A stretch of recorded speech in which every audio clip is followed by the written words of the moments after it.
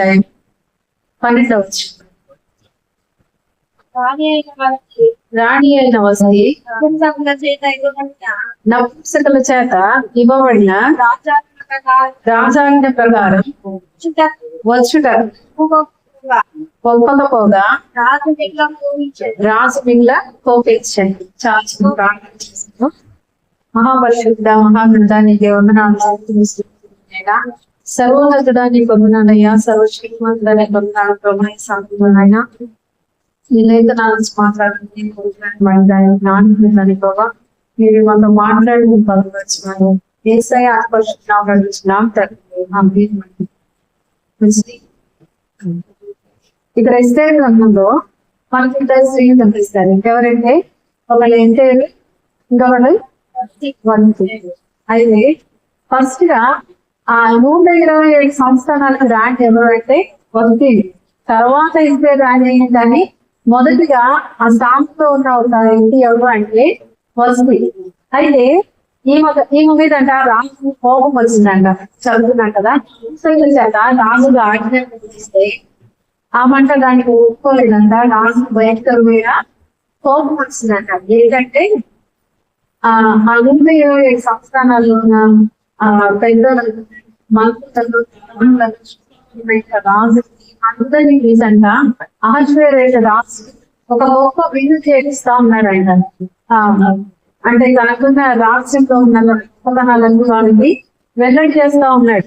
ఆయన మంచి దాదాపు 7 రోజులు ఆయన ఉంటా ఉన్నాడు. అయితే ఆయన అనుకున్నాడంట, నాకున్న గొప్పతనాలన్నీ నేర్చుకొచ్చాను. రాజ్యంలో బంగారు కానీ తన రాజ్యంలో ప్రతి విషయాన్ని ఆయన గొప్పగా చెప్పుకుంటాడు. అట్లా అనుకున్నాడంట, నా భార్య ఎక్స్పైర్మెంట్ కూడా వీళ్ళని చూపించాలి అని ఆయన తగ్గించినాడు. అంతే కదా, రాజుగారి వాళ్ళు ఎలా ఉన్నారండి, అర్థమైన వాళ్ళని కదా వాళ్ళు పెట్టుకుంటారు. అయితే అన్ని సౌందర్యం ఉన్నాయి. అట్లాగే రాజు భార్య కూడా చాలా సౌందర్య వస్త్రాలని చూసుకోవాలండి. కొంతమంది బొమ్మ చేసుకోవాలని ఆయన అంట డబ్బు పంపించారంట. రాజు రాణి పరిస్థితి నవ్వుతుంది. అమ్మ రాజుగారు మీకు పిలుస్తున్నారు సంస్థానం అంటే నేను రానని చెప్తుందంట. నేను రానని చెప్పి రావబడి ఏం చేస్తాను అంటే ఒక పక్కన ఆయన విందు చేయించుకుంటుంటే ఇంకో పక్కన ఏమన్నా దేవుడు ఏర్పాటు చేసుకుని ఏం చేస్తా ఉన్నాడు. ఇదంతా మనకి ఆమె కూడా బిజీగా ఉంది.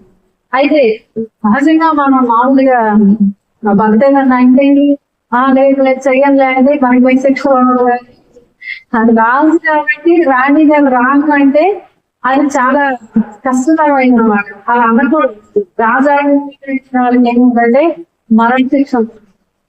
ఈ లెక్కలు చేసుకుంటే వర్తమాన సరే మనం విన్నాం కదా. కొన్ని సందర్భాలు వాళ్ళు చెప్తారు ఇవి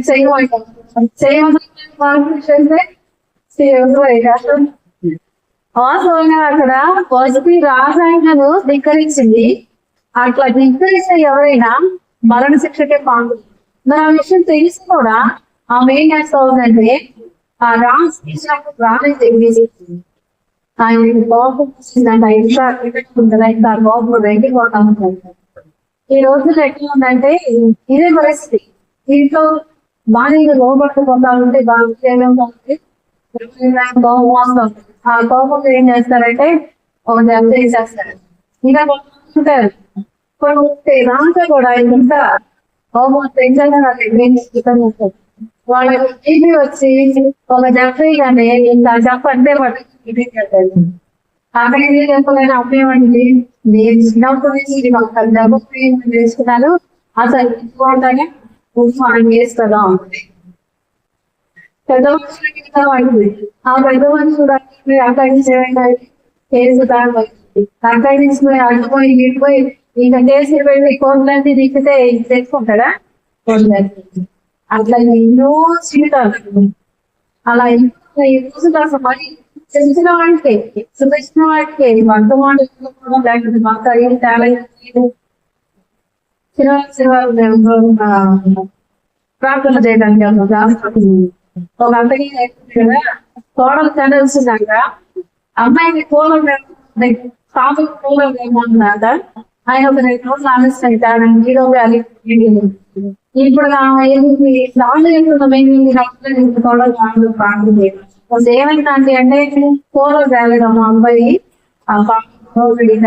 ఎంత రామ్మ వేసి పెట్టాను రామ్మ మధ్యలో బాగా గొడవ ఆ మధ్య వరకు అది ఎంత అయిపోయిందంటే ఇంకా విడిపోయాం అయిపోయింది అసలు ఆడపిల్లలు ఏంటంత ధైర్యం అనిపించేసి చక్కగా మంచి పడతాయి మంచి వెళ్ళగారు చిన్న కూల తామర పెట్టేసి అట్లా ఇప్పుడు మరి చాలా చదువు అమ్మా వస్తే అమ్మ మొదట్లో మీ నాకే ఏది ప్రార్థన చేసి చెప్పాలి అంటే కష్టం వస్తే ఏం చెప్పాలి నీకెందుకు నేను ఉన్నాను ఏం తీసుకోవాలి కానీ ఇలాంటివన్నీ మేము చూసుకోవాలి తగ్గించుకోవాలి ప్రార్థన చేసుకోవాలి కష్టం వస్తే నిజమే కదా కానీ అలా చెప్పట్లేదు వస్తుంది సరే బాగా పెట్టిపోయినా పర్లేదు కానీ కొంతమంది తల్లిదండ్రులు అయ్యాక ఉన్నారు వాళ్ళ హస్బెండ్ అండ్ వైఫ్ గా ఉన్నప్పుడు విడిపోయినా అది ప్రాబ్లం కాదు మదర్ ఫాదర్ అయ్యాక వెళ్ళిపోతే ఆ మధ్య పిల్లలు జీవితాలు నలిగిపోవడం అలా సంసారాలు అసలు భార్య వాళ్ళు లేకపోతే మాటకి కొంతమంది పైన భార్య కొందరి అని తెలుసుకున్నారు కానీ లోపల కొందరి ఉండట్లా ఈ అహశ్వరేష్ కూడా ఈ పైన ఉన్న సౌందర్యాన్ని చూసి తెచ్చుకోండి భక్తి చూడటానికి చాలా రాణి ఏంటంటే ఆ సౌందర్యం అయింది అయితే ఈ ఏ సౌందర్యం ఏంటంటే అంతర్నిహిత సౌందర్యం లేదు భర్తకి లోబడి అది అసలు అంతర్నిహితమైన సౌందర్యం అది అంతర్నిహితమైన సౌందర్యం అందుకే పెళ్లి చూసుకునేటప్పుడు ఏమనుకుంటున్నాను అయ్యా నేను బయట పని చూస్తాను పైరూపం బాగానే కనిపిస్తుంది కానీ లోపల దేవుడికి కొంతమంది చాలా ఉంటారు కానీ వాళ్ళు చాలా గర్వంగా పొగగా ఉంటే వాళ్ళందరినీ అసలు లెక్క చేయాలని అనిపించదు కొంతమంది చూడడానికి బాగోకపోయినా వాళ్ళు చాలా సౌకర్యంగా ఉంటారు వాళ్ళు మంచిగా మాట్లాడుతూ ఉంటే వాళ్ళని ఎంతో గౌరవిస్తాం ఉన్నా కాదు ఎంత ఏంటండి ఆ గర్వం కలిగి ఉంటే అహంకారంతో ఉంటే అది మనకి బొమ్మని తెచ్చేది ఏమి లేకపోయినా తగ్గించి స్వభావం జరిగింది అది చాలా సౌందర్యం బాహ్య సౌందర్యం లోపల సౌందర్యం ఉంటుంది పై సౌందర్యం కాదు కానీ మన అంతరంగికంగా కూడా లోపల ఒక సౌందర్యం ఉంటుంది అయితే ఆ సౌందర్యం లేదు ఎవరికంటే ఈ వస్తువు అంతరంగిక సౌందర్యం లేకపోయింది కాబట్టి భక్త మాటను ఏం చేసినది ధిక్కరించి అంటే గర్వం ఇలా గర్వం చూస్తుంటే మనం బయట చాలా గర్వించిన వాళ్ళు ఫస్ట్ కవిగా చూడాల్సి అవునా దేవుడి దగ్గర నుండి చక్కగా మహిమగా ఉండాల్సిన పని లేకుండా ఆ దేవుడు అంతగా నేను కూడా ఇప్పుడు ఆయన నిండు చేస్తే ఈమె నిండు చేయాలా ఎందుకు ఇప్పుడు రాజుగారు నిండు చేసుకుంటారు ఈమె దానికి సంబంధించిన ఏర్పాటు ఇంకా రాజు పెంచుకునేవాళ్ళు కదా ఆయన నువ్వు చేస్తే నేను కూడా నువ్వు బండి పెట్టుకుంటే నేను కూడా నువ్వేం చదువుకుంటే నాకు అభివృద్ధి కావాలి ఈ పోటీ ఇట్లాగే లూసిఫర్ కూడా ఆ దేవుడు ఒక సింహాసనానికి పోటీగా నేను సింహాసనం వేస్తున్నాం అనుకుంటున్నాడు అయితే దేవుడు ఇంగ్లీష్ అది పైకి కూడా అడిగిలా అయ్యా నేను కూడా నీ తర్వాత ప్లేస్ లో ఉన్నా నీ పక్కన చేయలేసుకుంటా అడగి కూడా అడగలా మనసులో ఆలోచించుకుందంట నీకేంటి మనసులో ఆలోచించిన వెంటనే దేవుడు ఏం చేశాడు లూసిఫర్ అక్కడి నుంచి తీసుకెళ్ళేసాడు ఆ విద్యాభ్యాసంలో నుంచి అక్కడ అంటే దాని స్థానాన్ని పోనుతాయి వసతి రాణి కూడా ఒక రాణిగా ఆమె రాజాన్ని ధిక్కరించకుండా ఈ సమయంలో తన స్థానాన్ని ఆమె కోల్పోయింది 127 సంవత్సరాలకి రాణిగా ఉండాల్సిన ఆమె తన స్థానాన్ని తీసుకెళ్ళాలని ముందుకు వచ్చాడు కేవలం దేని వల్ల అంటే ఆమె గర్వించిన ఇదే వ్యక్తి గ్రంథంలో మనం ఇంకొక ఆయన చూస్తాం ఆయన గర్విస్తాడు ఏంటి గర్వం వృద్ధకే నమస్కరించకపోతే ఏమైందండి వృద్ధకే నాకు నమస్కరించడా అంటే గర్వం నేను గొప్పవాడిని నాకు అందరూ నమస్కరించాలి నాకు అందరు సాయంత్రం కూడా ఈ గర్వం ఆయన ఎక్కడగా తీసుకెళ్ళిందంటే ఆయన సిద్ధపరిచిన ఉడిపోయి వెళితే ఆయన తగ్గించింది అంత మాత్రమే కదా దాని ఏ వృద్ధకి గురించి అయితే ఆయన ఇది చేస్తా ఉన్నాడో అదే బ్రతుకని అతను రాజభవనం వేయించి ఒకరి గర్వం ఏం చేస్తా ఉందంటే మనల్ని తగ్గించేస్తాం కదా. తగ్గించుకున్న వాళ్ళు హెచ్చింపబడతారు, హెచ్చించుకున్న వాళ్ళు తగ్గించబడతారంట.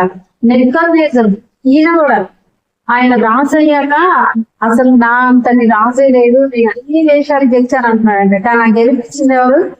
దేవుడు. ఆయన దేవుడు మర్చిపోయి నేను గొప్ప అనుకుంటే ఆయన అడవిలోకి పంపించి 7 సంవత్సరాలు గట్టి అంటే కొంతమంది ఎందుకో కొంచెం రాగానే అంత బయటకి ఏమైపోతా ఉంది, గడిలో చేస్తా ఉంటారు. అసలు గడి సృష్టికి ఎందుకు మంచిపోవాలి మన భాష తెలుస్తా ఉంటారు. ఒక ఆమె చింతకాయలు అమ్ముకుంటా ఉంటే రాజధాని వివాహం చేస్తుంటే తర్వాత చింతకాయలు తీసి రేఖడి అని మళ్ళీ ఆయన చింతకాయలు అమ్ముకుంటూ ఇక చూసి తనగా ఆమె తెలియదు అంటే ఏమైనా పైకి దిగి వచ్చిన ఉన్నాగా ఇంకేంటి వెళ్తాయి భాష కరెక్ట్ చెప్తా ఉన్నాను కదా. అంటే కలిసి మర్చిపోతుంది ధర్మం వాళ్ళకి వచ్చేస్తా ఉంటుంది. ఇక మనం ఎంత ఎదిగే కొద్ది అంతా మంది ఉండాలి, ఎదిగే కొద్ది కొంతమంది మనం చూస్తాం కదా. అసలు వాళ్ళు ఎంత రిచ్ అయినా కూడా, వాళ్ళు ఎంత క్లాస్ అయినా కూడా చాలా సౌమ్యంగా ఉంటారు. అప్పుడు భలే చెప్పుకుంటారు. ఒక నిజంగా అవంత కాంప్లెక్స్ అయినా కూడా అందరిలో ఎంత సౌమ్యంగా మాట్లాడింది, ఎంత తగ్గించుకుని మాట్లాడింది, అది మంచి పేరే కదా. అలా అందరూ ఏంటండి కొంతమంది పరిస్థితి ఎలా ఉందంటే ఒకరు చేసుకుంటా ఉన్నారు. ఇంకా మనం చూస్తే ఉజ్జియా ఈ రాష్ట్రాలు కూడా ఏం చేస్తారంటే యాజకుల్లాగా ఆయన కూడా వెళ్ళిపోయి నేను అనిపించేస్తా బలి అంటాడు. మామూలుగా అయితే బలి ఎవరు అర్పించాలి? యాజకులే అర్పించాలి భయం. కానీ ఉజ్జియా నేను అర్పించేస్తానని చెప్పేసి వెళ్ళి ఆ బలి అర్పించేయడానికి, ఆ ధూపం వేయడానికి వెళ్ళగానే దేవుడికి కృష్ణ ఇంత బయటకుంటే ఎంతో మంది ఇట్లా జరిగించిన వాళ్ళందరినీ మనం చూస్తే అందరు కూడా ఏమైపోయింది, వాళ్ళ స్థానాన్ని కోల్పోవాల్సి వచ్చింది. ఈ ఉజ్జయాన్ని గుర్తొస్తే ఆ రోజులో గుర్తుపెట్టున్నారు. చక్కగా రాజుగా ఉండాల్సిన ఉజ్జయం పరిస్థితి జరిగించడం వల్ల బయటకి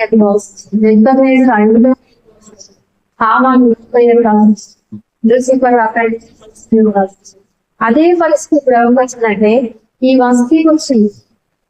ఈ వస్తీ తన స్థానాన్ని కోల్పోయింది. దేని వల్ల అంటే కేవలం గర్భం వల్ల. ఆమె చేసిన ఆ గర్భం పని అక్కడ ఉన్న వాళ్ళందరూ చెప్పారంట, ఇప్పుడు నీ భార్యని మాట లేదు కదా అంటే రాజాన్ని ధిక్కరించింది కాబట్టి కావా ఏమవుతుంది.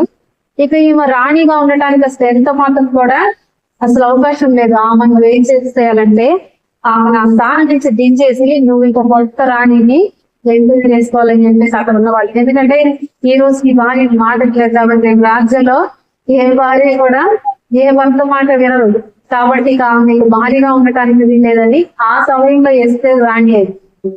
అందులో ఆ స్థానం పోయిందా ఎంత 125 సంవత్సరాలకి వెళ్తే రాణి అని గొప్పగా చెప్తున్నారు. మరి అంత గొప్ప స్థానంలో ఉన్న వ్యక్తి ఏమైపోయింది, విడిచిపడి కొంతమంది గర్వం ఏం చేస్తా ఉంటుంది వాళ్ళు. ఒక ఆయన అంటున్నాడంట ఎలక్షన్ అన్నింటిలో గెలిచి అసలు ఇక నా ప్రమాణ స్వీకారాన్ని దేవుడు కూడా ఆపలేదు అన్నాడంట. రాత్రి ఆయన కడుపులో నొప్పి వచ్చిందంట. అప్పుడప్పుడు ఆయన హాస్పిటల్ పెట్టి వెళ్ళారంట. ఆ హాస్పిటల్లో అట్లా కడుపులో దాదాపు కోమాలు రోజు కోమాలకి ఆ తర్వాత చనిపోలేదు. ఏమనుకున్నాడు ఆయన? గర్వం. అసలు నా సమాచారాన్ని నుంచి ఎవరో ఆపలేదు, ఇది నేను సాధించేసాను అనుకున్నాడు. దేవుడు కూడా ఆపలేడు అన్నట్టు. ఇప్పుడు దేవుడు ఏం చేశాడు? ఆయన్ని అసలు లేకుండానే చేశాడు. ఆ ప్రమాణ స్వీకారం చేయకుండానే గెలుచుకోడండి. ఆయన కొంతమంది గర్విస్తూ ఉంటారు. గర్వించిన వాళ్ళని ఖచ్చితంగా దేవుడు ఖచ్చితంగా దించేస్తాడు. చాలా కుటుంబాలు మా తలపులు గమనించాలి. మా చిన్నప్పుడు కూడా ఒక ఆంటీ ఎక్కువ సంపాదనగా ఉండేది. బాగా వాళ్ళ ఇంట్లో అన్ని ఉంటా ఉండేది. పక్కన వాళ్ళు ఎక్కువ తక్కువగా చూస్తూ ఉండేది. ఆమె చాలా చీప్ గా చూస్తూ ఉండేది. ఈ రోజు ఆ పరిస్థితి చూస్తే వీళ్ళేమో హై లెవెల్కి వెళ్ళిపోయారు. ఆమె వాళ్ళకన్నా డౌన్ అయిపోయింది. వాళ్ళు కన్నా కూడా డౌన్ అయిపోయింది. ఇలాంటి జీవితాలు ఎన్నో కేవలం గర్వం వల్ల దేవుడు మనకు ఇచ్చే ఆధిక్యతని పోగొట్టుకునే జీవితం ఉంటాడు. ఈ వస్తీ కూడా తనలో ఉన్న గర్వం వల్ల ఆ రాజకుటుంబంలో ఏదో నైవేద్యాన్ని విడిచిపోయబడుతుంది. ఆధ్యాత్మికంగా మనం చూసుకుంటే దేవుడు కూడా మనకి గౌరవ స్థానాన్ని ఇచ్చాడు, రక్షణించాడు, మనం ఆ రాజ్యంలో ఉండే అవకాశం మనకి ఇచ్చాడు. పడినా ఆ రాజకుటుంబాలకు మనం కూడా వెళ్ళాలి. ఆ వెళ్ళాలి అంటే మనలో ఏమి ఉండకూడదంటే ధర్మం. ధర్మం అంటే గర్వం అని కాదు, కానీ దేవుడికి ఇష్టం లేని పనులు ఏవి కూడా మనలో ఉండకూడదు. ఇప్పుడు రాజుకి ఇష్టం లేని పని చేసింది కావు, అందుకే ఆ రాజు ఏమైంది, తీసివేయబడింది. మరి మనం కూడా ఒక రాజు దగ్గరకు వెళ్ళాల్సిన పనులు, మనం కూడా ఆయనకి వదలదు. మన గుజరాలో రాస్తున్నాను తెలిస్తే ఎవరు ఆయనకి వదలబెట్టే సంఘం అని చెప్పుకుంటా. ఆయన మనకి వరుడైతే ఆ వరుడికి మనం వదులు. అప్పుడు మరి ఆయన చెప్పిన ప్రతి మాట మనం ఏం చేయాలి, వినాలి. ఆయనకి ఇష్టమైనట్లుగానే మనం ఉండాలి. ఆయన చెప్పిన మాట వింటూ ఆయనకి ఇష్టమైనట్టుంటేనే ఆ గృహంలో ఉండే అవకాశం మనకి. అంతే కదండి, ఎన్ని ఆస్తులు ఉంది ఎంతున్నా భర్త వాళ్ళు బాగా ఉండేదనుకో, భర్త ఆయనతో వచ్చుకుంటాడు, పంపించేస్తాడు. వీళ్ళు ముట్టికి తెలియదు, ఎక్కడికి వెళ్తావు వెళ్ళు, నాకు సంబంధం లేదు, నా ఇంట్లో ఉండడానికి మాత్రం వీలు లేదు అంటారు. అంతే కదా, దేవుడు కూడా మనం వెళ్తే ఇంకా నీకు స్థానం లేదమ్మా, నువ్వు వెళ్ళిపో, అవసరం లేదు అంటాడు. ఎందుకంటే ఆయన మనకి ఇచ్చిన ఆధిక్యత మనం ఏం చేస్తా ఉన్నాం అంటే పోగొట్టేసుకుంటా ఉన్నాం. ఆయన మనకి కొన్ని చెప్తా ఉంటాడు కదా, నేను ఇలా ఉండాలి, ఇలా ఉండాలి, ఇలా ఉండాలి, ఇలా ఉండాలి. మరి ఆయనకి ఇష్టమైన ఎన్ని చేస్తా ఉంటే మనకు బహుమానాలు కూడా వస్తా ఉంటాయి. ఆ రాజగృహంలో ఉంటాయి కాదు, కానీ కిరీటాలు ఉంటాయి అంట, చక్కగా వాడమాలని కిరీటాలు ఉంటాయి అంట, మంచి బహుమానం దేవుడు చూపిస్తాడు. ఆ బహుమానాలు పోగా కనీసం ఆ గురువు అడుగు పెట్టడానికి అవకాశం ఉంటుంది. ఈ వస్తే ఆ రాజకుటుంబాన్ని త్రోసివేయబడి పరిస్థితి తెచ్చుకుందంటే కేవలం అనుభవం ధర్మం వల్ల. అంటే ఏదో ఒక తప్పు, ఆ రాజు ఇష్టం లేని తప్పు ఆమె చేసింది కనుక అక్కడి నుంచి ఏం చేయబడితే త్రోసివేయబడేది. మరి రోజు రావాల్సి మనం ముందుగా ఉంటే మనం కూడా ఆయన ఇష్టం లేని పనులు చేస్తే త్రోసివేయబడతాం.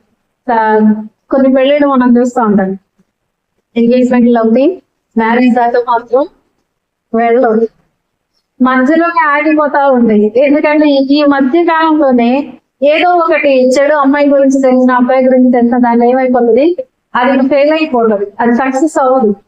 అంటే కంప్లీట్ వివాహం దాకా వెళ్ళదు. ఇప్పుడు మనం వెళ్తున్నాం అంటే ప్రస్తుతానికి మనం ఆయన ఎంగేజ్మెంట్ చేసుకునే పరిస్థితి దాకా కంప్లీట్ గా ఆయనకు వధువు అవ్వాలంటే అన్ని పరిశీలనే ఉండాలి. మన గురించి ఏ చెడు ఉండకూడదు, ఏ తప్పు ఉండకూడదు, ఏ గొడవ అనుకుంటున్నారు. పోయినసారి రేటింగ్స్ లో సాయిగా అడిగాను కదా, సీరియల్స్ లో వాళ్ళు చేయాలంటే అసలు ఏం చేస్తారు, కొన్ని రేసులు ఏమైనా అది దేవునికి ఇష్టం లేదని కాబట్టి కదా ఆయన అడిగాడు. మరి కొన్ని చేస్తే అసలు నేను వెనక్కి చూస్తే ఇండస్ట్రీ లేవు, అదే సీరియల్స్ అంటే దేవునికి అది లేకుండా మనం ఉంటలేమా?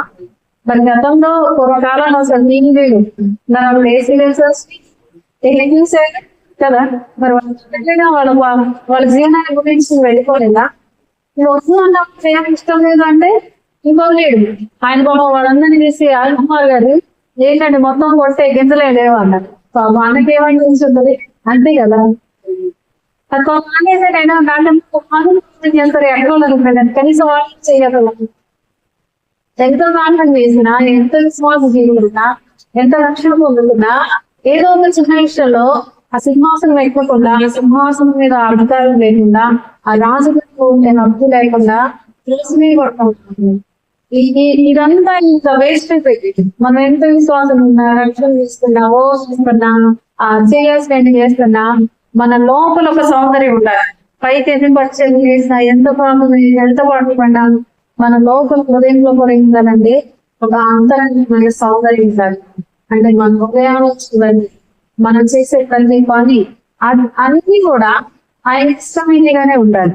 ఎక్కడ ఏ విషయంలో కూడా వస్తే గర్వం ఒకటే, కానీ మనం ఆ గర్వనే కాదు, కానీ ఏ విషయంలో కూడా మనం దేవుడికి అవినీతిగా ఉండకూడదు. ఆయన రాజకీయంలో చేరేవాడిగా ఉండాలి, కానీ ఆ ఇంట్లో స్థానం లేని వారికి మనం ఎదుర్కొంటున్నాం. ఈ వస్తీ తనలో ఉన్న గర్వం వల్ల ఆమె గర్వించింది. ఆ అభిమానం నుంచి ఏమైపోయింది, బయటికి పంపించేటట్టు. అది మామూలుగా అసలు గురించేగా, కానీ వస్తీ ఏం చేశారంటే బయటకు పంపించేసి ఆ స్థానంలో చక్కగా ఎగ్జైర్ ఎక్కించారు.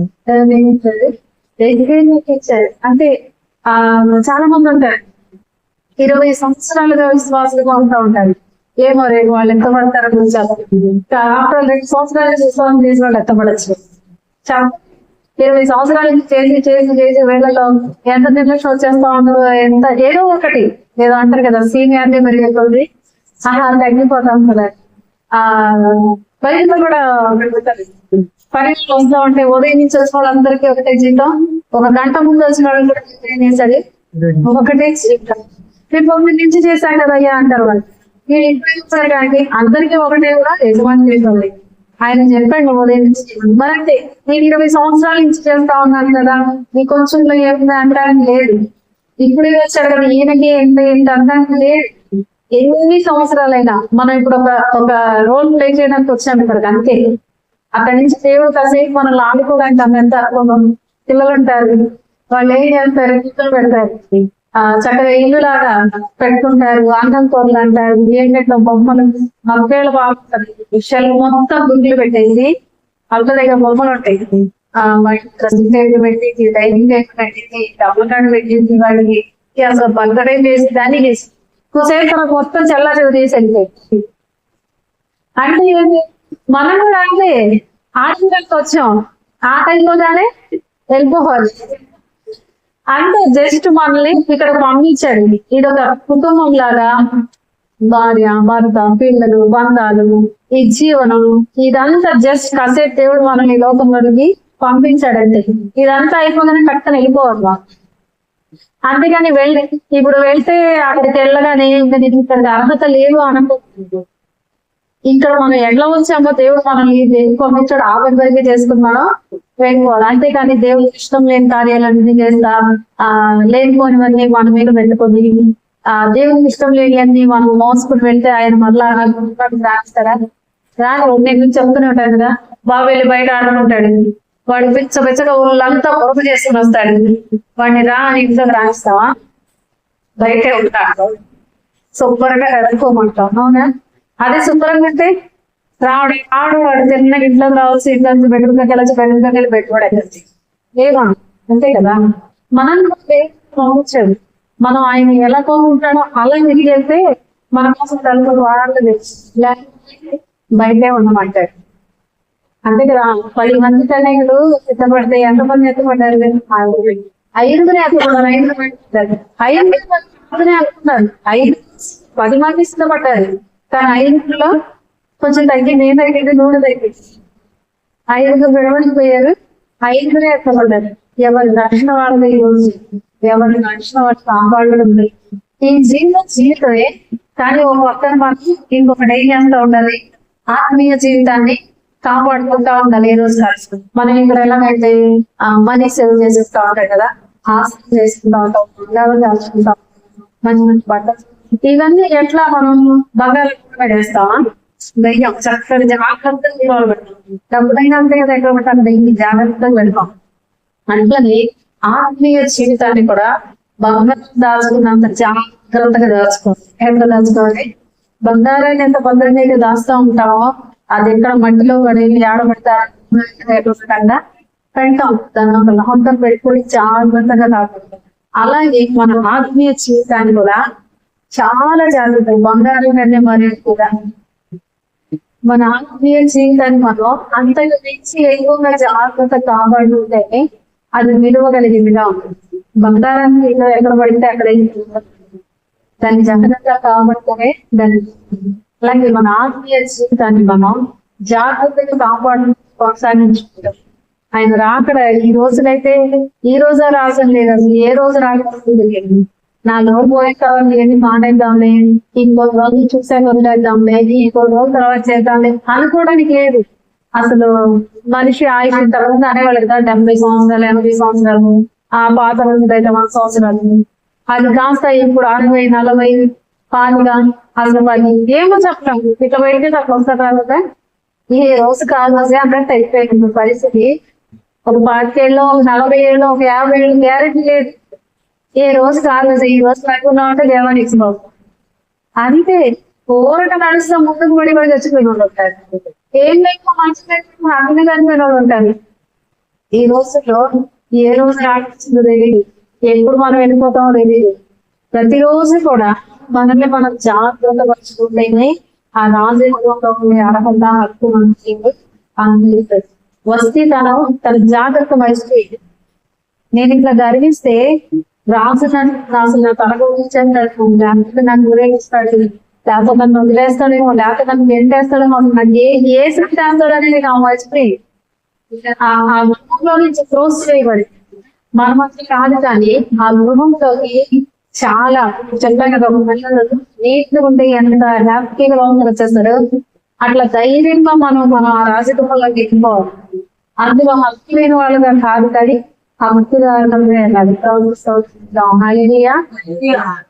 వంతినాగా కాదు. కానీ మనం ఎత్తేరు ఎలాగైతే ఆగ్రహంతో ఒక రాజుకు భార్యగా ఆ రాజుకి ఆ గురువు ఫస్ట్ వస్తే మీద కొడుకునే ఆ మోగుతుంది. దేవుడు కూడా చూపిస్తాడు. దానితో ఏం చేస్తా ఉంటారంటే వస్తీలాగా పోగొట్టుకుంటా ఉంటాను. దినాత్మ అలా కాదు. దాన్ని దేవుడు ఇచ్చిన రక్షణను కాపాడుతుంది. ఆ రక్షణ చేరబడుతుంది. దేవుడు ఇష్టమైన వారిగానే దాని జీవనాన్ని నిర్మిస్తుంది. ఆ రాజ్యంలో చేరే వారు